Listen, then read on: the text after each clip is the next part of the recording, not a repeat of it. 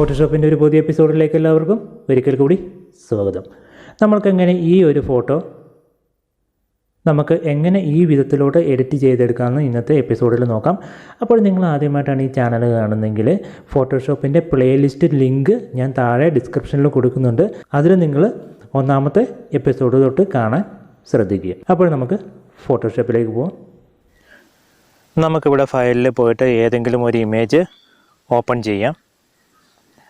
ഇപ്പോൾ ഈ ഇമേജ് ഇവിടെ ഓപ്പൺ ആയപ്പോൾ തന്നെ ഇവിടെ ബാക്ക്ഗ്രൗണ്ട് ലെയർ ഒരെണ്ണം ക്രിയേറ്റ് ആയിട്ടുണ്ട്. കീബോർഡിൽ Ctrl+J അമർത്തിക്കൊണ്ട് അതിൻ്റെ ഒരു ഡ്യൂപ്ലിക്കേറ്റ് ലെയർ ക്രിയേറ്റ് ചെയ്യുക. അതിനുശേഷം ഈ ഇമേജിൽ നമുക്ക് കുറച്ച് ക്ലൗഡ് ആഡ് ചെയ്യാം. അപ്പോൾ അതിനുവേണ്ടി വീണ്ടും ഫയലിൽ പോവുക. ഞാനിവിടെ ഒരു ഫയൽ സെലക്ട് ചെയ്യുന്നു. ഇത് PSD ഫോർമാറ്റിലുള്ള ഒരു ഫയലാണ്. ഇവിടെ 15ഓളം ഡിഫറൻറ്റ് ടൈപ്സിലുള്ള ക്ലൗഡ്സ് ഞാൻ കൊടുത്തിട്ടുണ്ട്. ഇതെല്ലാം PNG ഫോർമാറ്റാണ്. അപ്പോൾ നിങ്ങളുടെ ഇമേജിന് സെറ്റാകുന്ന രീതിയിലുള്ള ക്ലൗഡ് ഏതാണോ അത് നിങ്ങൾ സെലക്ട് ചെയ്ത് നിങ്ങൾ ഓപ്പൺ ചെയ്ത ഇമേജിലേക്ക് കൊണ്ടുവരിക.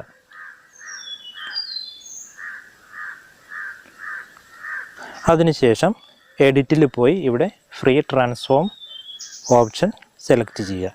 അതിനുശേഷം നമ്മുടെ ക്ലൗഡ് നിങ്ങൾക്ക് റൊട്ടേറ്റ് ചെയ്യുകയോ അതുപോലെ തന്നെ അതിൻ്റെ സൈസെല്ലാം വേരി ചെയ്യാവുന്നതാണ്. നിങ്ങൾക്ക് ഇഷ്ടമുള്ള സൈസിലേക്കും അതേപോലെ തന്നെ ആംഗിളിലേക്കും അതിനെ സെറ്റ് ചെയ്യാവുന്നതാണ്. അതിനുശേഷം ഈ ക്ലൗഡിൻ്റെ ലെയറിൻ്റെ മുകളിലായിട്ട് 2 ഓപ്ഷൻസ് ഉണ്ട്. ഒപ്പാസിറ്റിയും അതുപോലെ തന്നെ ഫില്ലും. ഇത് രണ്ടും ചേഞ്ച് ചെയ്തുകൊണ്ട് നമ്മൾക്ക് നമ്മുടെ ഇമേജിൽ ആ ക്ലൗഡ് സെറ്റാകുന്ന രീതിയിലേക്ക് അതിൻ്റെ ഒപ്പാസിറ്റിയും ഫില്ലും നമ്മൾക്ക് സെറ്റ് ചെയ്യാവുന്നതാണ്.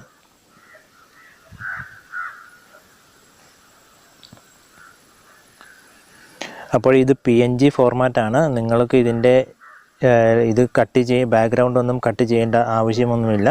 ജസ്റ്റ് മൗസ് ഉപയോഗിച്ച് ക്ലിക്ക് ചെയ്യുക, ഡ്രാഗ് ചെയ്ത് നിങ്ങൾ ഓപ്പൺ ചെയ്ത് ഇമേജിലേക്ക് കൊണ്ടുവരിക. അതിനുശേഷം കീബോർഡിൽ Ctrl+T അമർത്തിക്കൊണ്ട് ഫ്രീ ട്രാൻസ്ഫോം ചെയ്ത് അതിനെ നിങ്ങൾക്ക് ഇഷ്ടമുള്ള അല്ലെങ്കിൽ നമ്മുടെ ഇമേജിലേക്ക് സെറ്റാകുന്ന രീതിയിൽ അതിനെ സെറ്റ് ചെയ്യുക. അതിനുശേഷം അതിൻ്റെ ഒപ്പാസിറ്റിയും ഫില്ലും സെറ്റ് ചെയ്തുകൊണ്ട് നമ്മൾക്ക് ആ ഇമേജിലേക്ക് മാച്ച് ആകുന്ന രീതിയിൽ സെറ്റ് ചെയ്യാവുന്നതാണ്.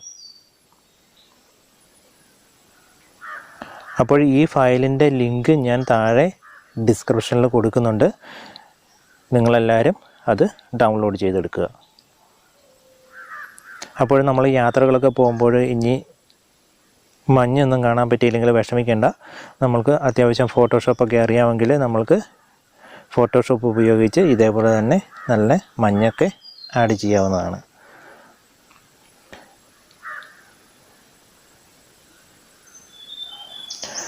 നമ്മുടെ ഇമേജിൻ്റെ ബ്രൈറ്റ്നെസ്, അതായത് ചിലപ്പം മഞ്ഞൊക്കെ ഉള്ളപ്പം ഇത്രയ്ക്ക് ബ്രൈറ്റ്നെസ് ഉണ്ടാകത്തില്ല.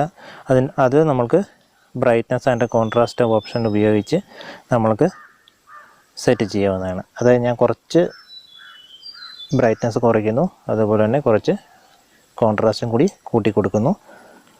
അതിനുശേഷം ഓക്കെ കൊടുക്കുന്നു. അപ്പോഴെല്ലാവരും ഇത് ഡൗൺലോഡ് ചെയ്യുക, നിങ്ങൾക്ക് ആവശ്യം പോലെ ഉപയോഗിക്കുക. അടുത്ത നമുക്ക് ഇമേജ് സേവ് ചെയ്യാം. അതിനുവേണ്ടി ഫയലിൽ പോവുക. ഇവിടെ സേവ് അല്ലെങ്കിൽ സേവ് ആസ് സെലക്ട് ചെയ്യുക. അതിനുശേഷം ഫയൽ നെയിം ചൂസ് ചെയ്യുക. അതിനുശേഷം JPG ഫോർമാറ്റ് സെലക്ട് ചെയ്യുക, സേവ് ചെയ്യുക. അപ്പോൾ ഫോട്ടോഷോപ്പ് എല്ലാവരും ഇതേപോലെ പ്രാക്ടീസ് ചെയ്യുക. അതുപോലെ തന്നെ ചാനൽ നിങ്ങൾക്ക് ഉപകാരപ്പെടുമെന്ന് തോന്നുകയാണെങ്കിൽ ചാനൽ സബ്സ്ക്രൈബ് ചെയ്യുക. അതുപോലെ തന്നെ നോട്ടിഫിക്കേഷൻ ബെൽ ഐക്കൺ എനേബിൾ കൂടി ചെയ്യാൻ മറക്കേണ്ട.